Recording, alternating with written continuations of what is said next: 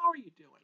Well, we're about to start a new book, The Adventurers of Chatterer the Red Squirrel.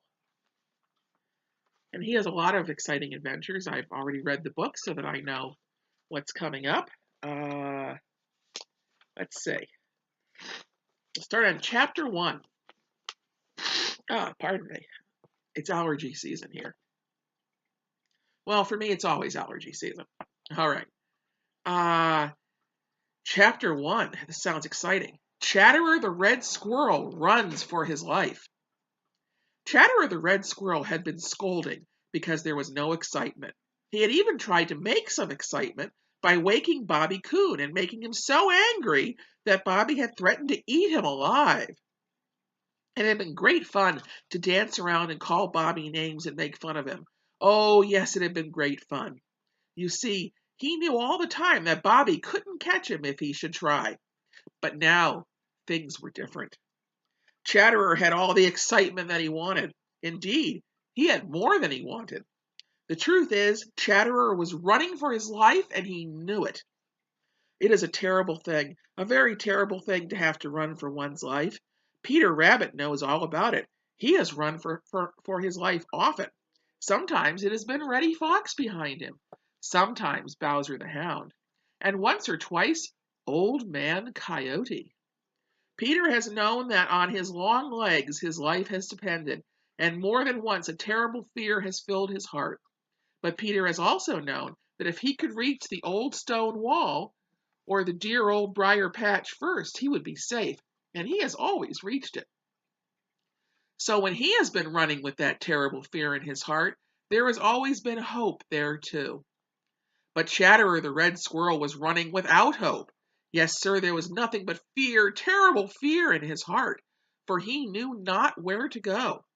The old hollow or the holes in the old stone wall where he would be safe from anyone else, even Farmer Brown's boy, offered him no safety now, for the one who was following him with hunger in his anger-red eyes could go anywhere that he could go into any hole big enough for him to squeeze into.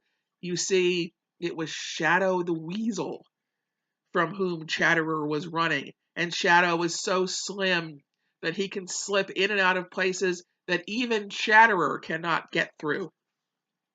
Chatterer knew all this, and so, because it was of no use to run to his usual safe hiding places, he ran in just the other direction. He didn't know where he was going. He had just one thought, to run and run as long as he could, and then, well, he would try to fight, though he knew it would be of no use.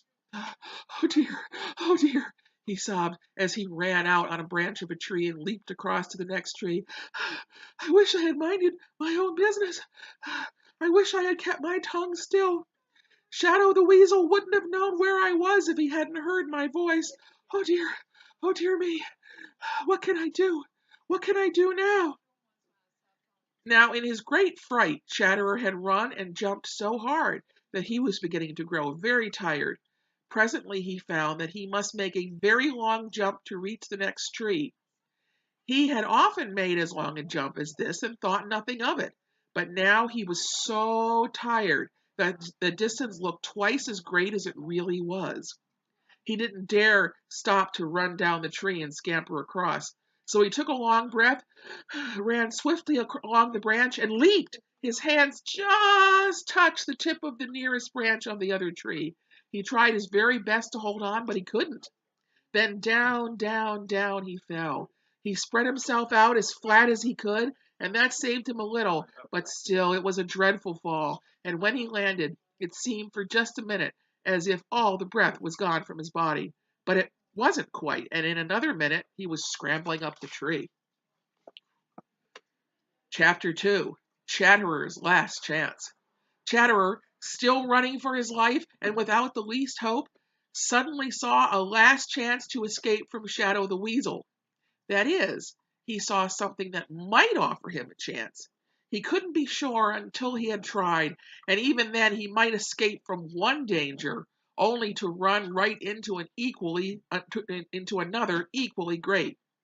What Chatterer saw was a big brown bunch near the top of a tall chestnut tree, and he headed for that tree as fast as ever he could go.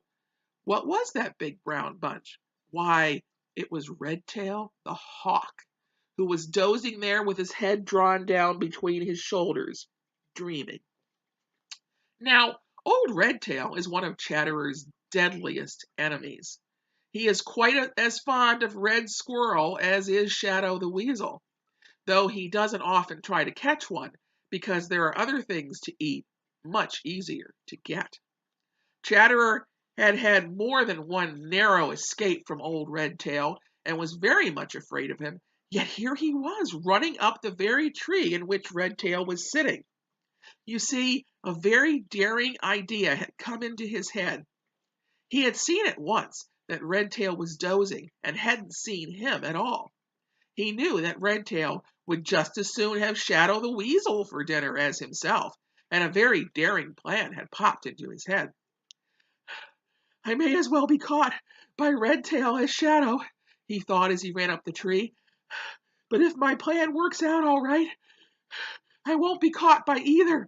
Anyway, it is my very last chance. Up the tree he scrambled, and after him went Shadow the Weasel. Shadow had been so intent on catching Chatterer that he had not noticed old Redtail, which was just as Chatterer had hoped. Up he scrambled, straight past Redtail, but as he passed, he pulled one of Redtail's long tail feathers and then ran on to the top of the tree, and with the last bit of strength he had left, leaped to a neighboring spruce tree, where, hidden by thick branches, he stopped to rest and see what would happen. Of course, when he felt his tail pulled, old Redtail was wide awake in a flash, and of course he looked down to see who had dared to pull his tail. There, just below him, was Shadow the Weasel, who had just that minute discovered who was sitting there. Old Redtail hissed sharply, and the feathers on top of his head stood up in a way they do when he is angry, and he was angry, very angry. Shadow the Weasel stopped short. Then, like a flash, he dodged around to the other side of the tree. He had no thought of Chatterer now. Things were changed all in an instant, quite changed. Instead of the hunter, he was now the hunted. Old Redtail circled in the air just overhead, and every time he caught sight of Shadow, he swooped at him with great, cruel claws spread to clutch him.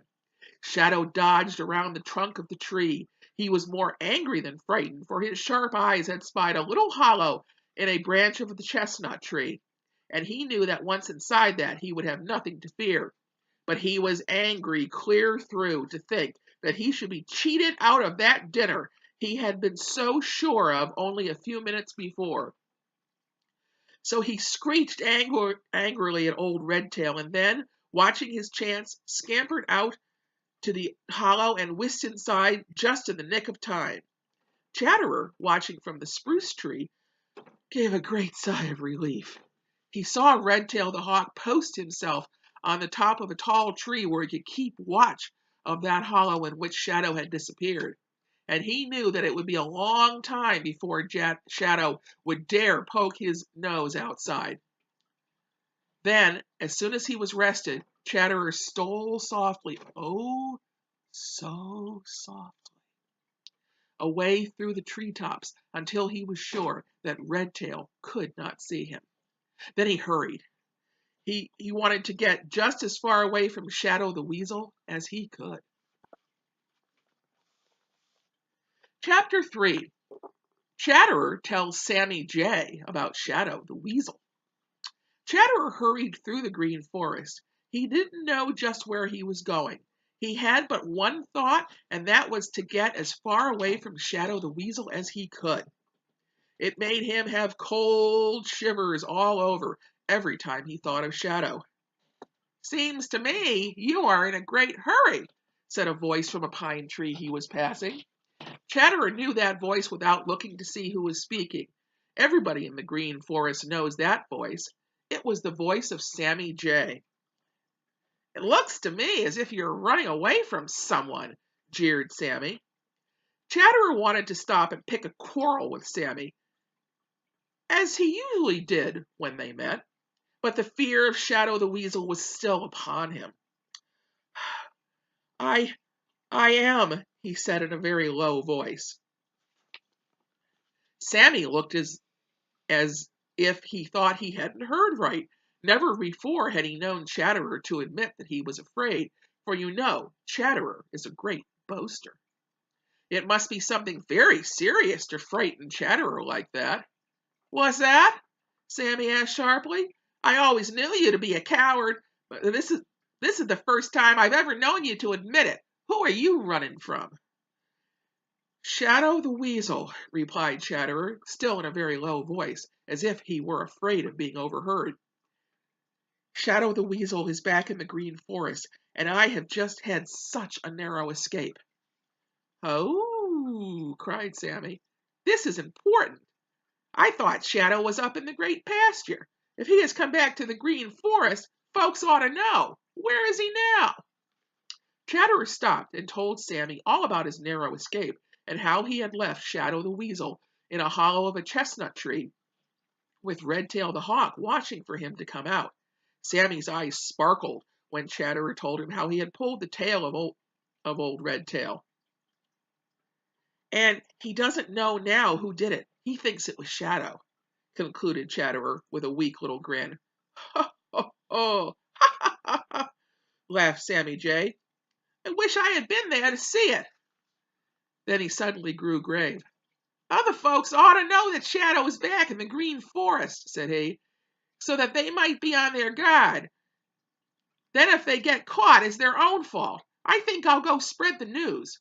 You see, for all his mean ways, Sammy Jay does have some good in him, just as everybody does.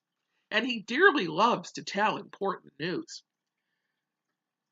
I wish you would go first of all and tell my cousin, Happy Jack the Gray Squirrel, said Chatterer, speaking in a hesitating way. Sammy Jay leaned over and looked at Chatterer sharply. I thought you and Happy Jack were not friends, said he. You always seem to be quarreling.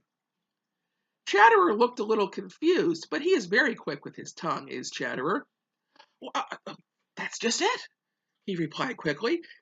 That's just it. If anything should happen to Happy Jack, I wouldn't have him to quarrel with, and it is such great fun to see him get mad.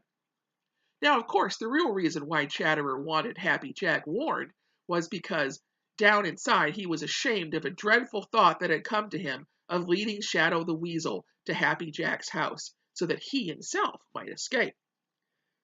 It had been a dreadful thought, a cowardly thought, and Chatterer had been really ashamed that he should have ever had such a thought. He thought now if he could do something for Happy Jack, he would feel better about it. Sammy Jay promised to go straight to Happy Jack and warn him that Shadow the Weasel was back in the Green Forest. And off he started, screaming the news as he flew, so that all the little people in the Green Forest might know. Chatterer listened a few minutes and then started on. Where shall I go? He muttered. Where shall I go? I don't dare stay in the Green Forest, for now Shadow will never rest until he catches me. Well, that seems like a good place to stop. So that was chapters 1 through 3 of Chatterer the Red Squirrel. Oh, and there was a picture I forgot to show you. Let's see, back here a couple pages. What's that? Sammy asked sharply. And here we have Sammy Jay and Chatterer the Red Squirrel talking to each other. All right. Well, the next time we get together, it will be chapter 4, which is called Chatterer Leaves the Green Forest. That sounds cool. See you later, boys. Bye.